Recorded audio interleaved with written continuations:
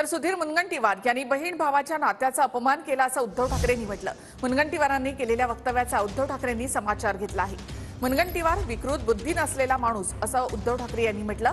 राज्याचा सांस्कृतिक मंत्री इतका असंस्कृत असं उद्धव ठाकरे यांनी म्हटलेलं आहे। मुनगंटीवारांच्या मानगुटीवर बसून माफी मागायला लावा असं उद्धव ठाकरेंनी म्हटलं आहे। बहीण भावाच्या नात्याचा उल्लेख केला, त्याच्यामध्ये कोणाचा अपमान झाला? बहीण भावाचं नातं हे पवित्र मानतो आम्ही।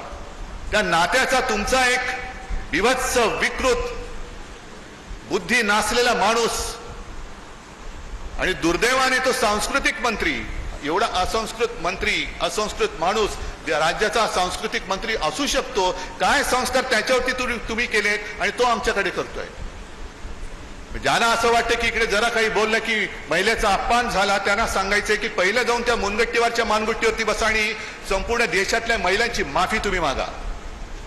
आणीबाणीमध्ये आणि 1984च्या दंग्यामध्ये ज्या घटना वर्तमानपत्रात आल्या, वर्तमानपत्रात छापून आलेल्या घटनांच्या बाबतीत मी त्या भाषणामध्ये उल्लेख केला की काँग्रेसच्या राज्यामध्ये आज काँग्रेस लोकशाहीची भाषा करताय, पण हुकुमशाहीच्या माध्यमातून काय काय प्रकार तेव्हाच्या कालावधीमध्ये झाले।